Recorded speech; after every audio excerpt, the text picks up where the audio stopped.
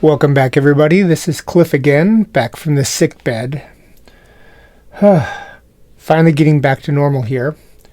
Trying to press on, get done with this boot camp series. And today I want to talk briefly about the confidence system that I kind of concocted along with Ross Mortel. It's been endorsed by Ross, so I guess it's sort of semi-officially part of the game now.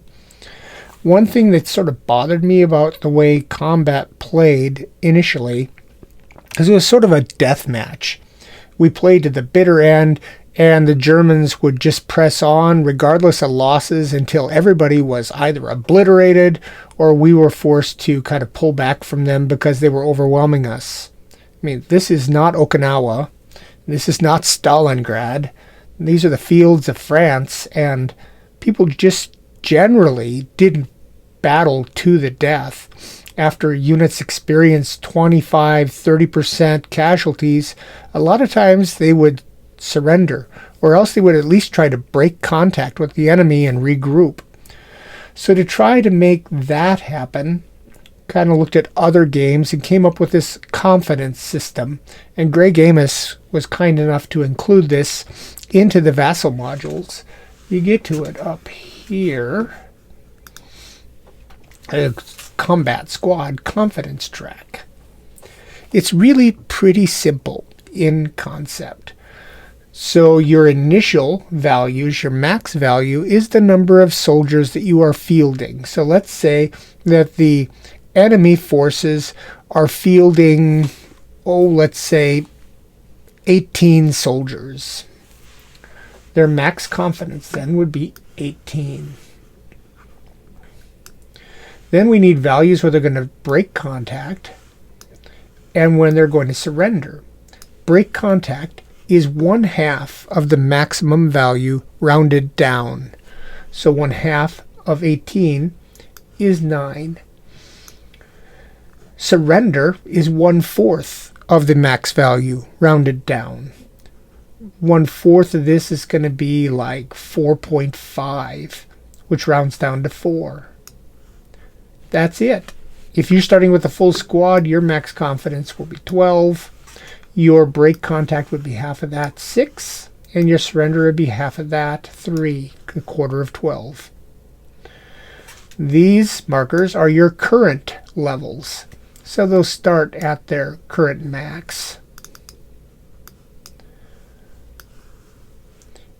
Now your confidence can be altered over time, usually in a negative direction. For every bad wound you get, you lose 1 confidence. If a soldier routs, they lose 1 confidence. If there's bad wound and a rout, they lose 2.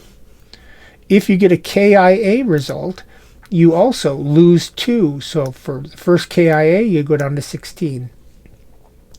If the soldier was already badly wounded and then gets KIA'd, it would go from 17 down to 16. You lose a total maximum of 2 confidence levels per soldier. So if you're already routed and badly wounded, that's as low as you're going to go. You've already lost 2. Dying at that point doesn't change anything because they were already combat ineffective.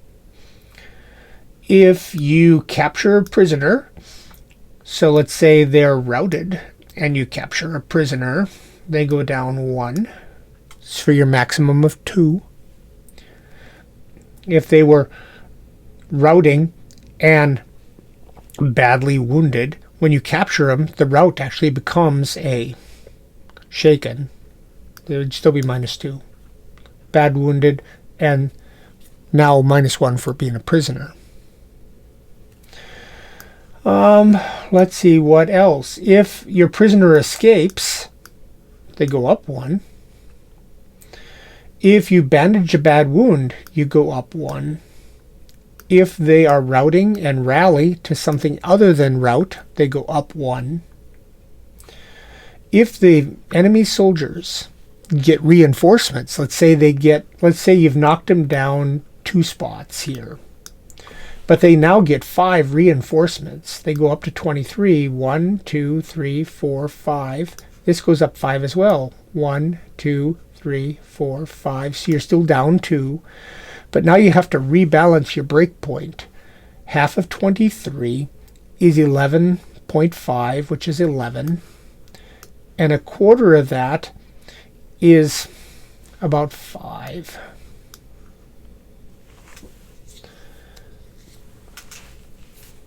Yeah. So reinforcements can up for every character.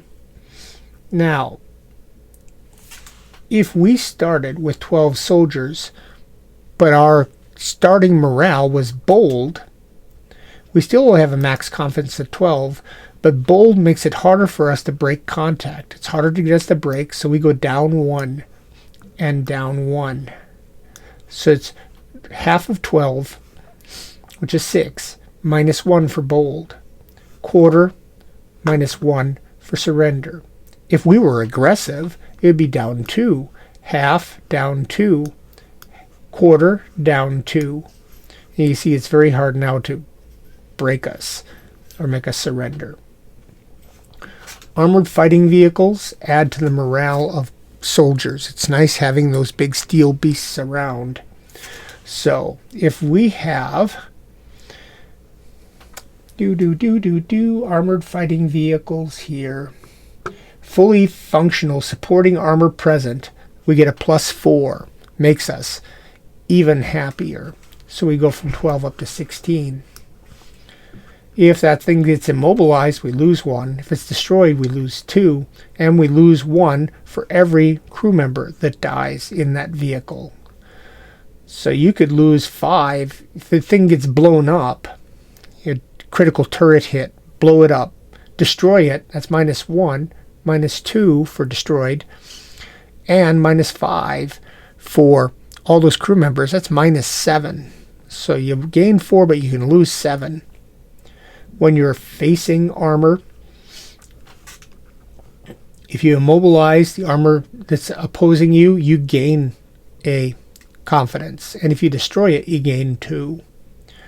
And if you're facing fully functional opposing armor and you don't have any bazookas, you're going to be -4.